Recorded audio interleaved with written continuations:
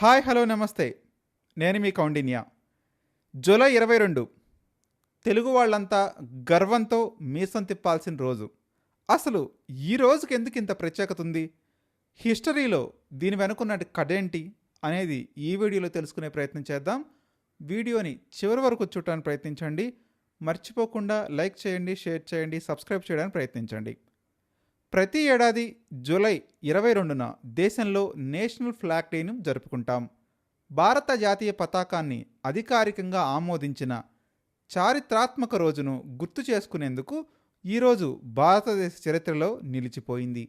దేశ స్వాతంత్ర్య పోరాటానికి ప్రతీకగా నిలిచిన త్రివర్ణ పతాకం వెనుక ఉన్నటువంటి చరిత్ర, త్యాగాలు, దేశభక్తి భావాలు ప్రతి భారతీయుడికి గుర్తు చేయడం ఈరోజు ప్రధాన ఉద్దేశం.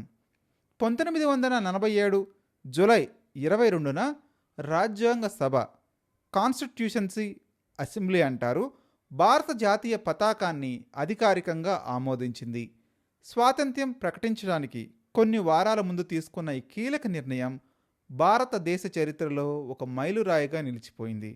ఆ తర్వాత 1947 ఆగస్టు 15న భారతదేశానికి స్వాతంత్రం లభించిన సందర్భంలో ఇదే త్రివర్ణ పతాకం తొలిసారి స్వతంత్ర భారతదేశ జాతీయ జెండాగా ఎగురవేయబడింది.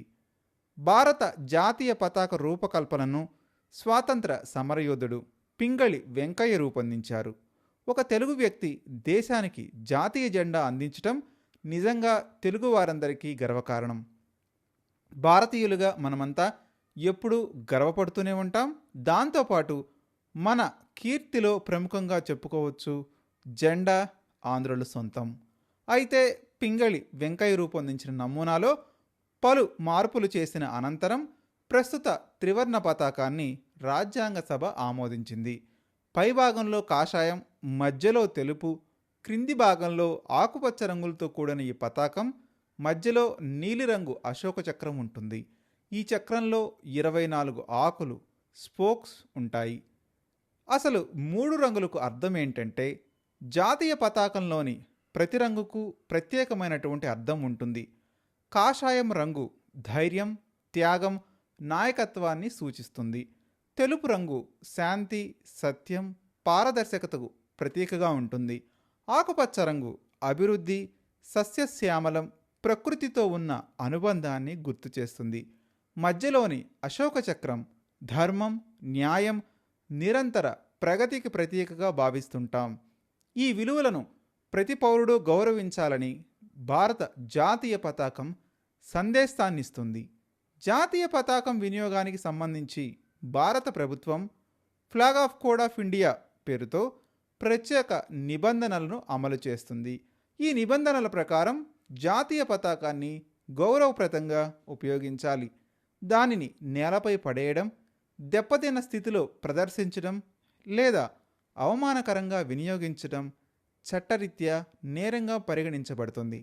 ఇటీవల హర్ ఘర్ తిరంగా వంటి కార్యక్రమాల ద్వారా ప్రతి ఇంటిపై జాతీయ పతాకాన్ని ఎగురవేయాలని కేంద్ర ప్రభుత్వం ప్రజలను ప్రోత్సహించింది.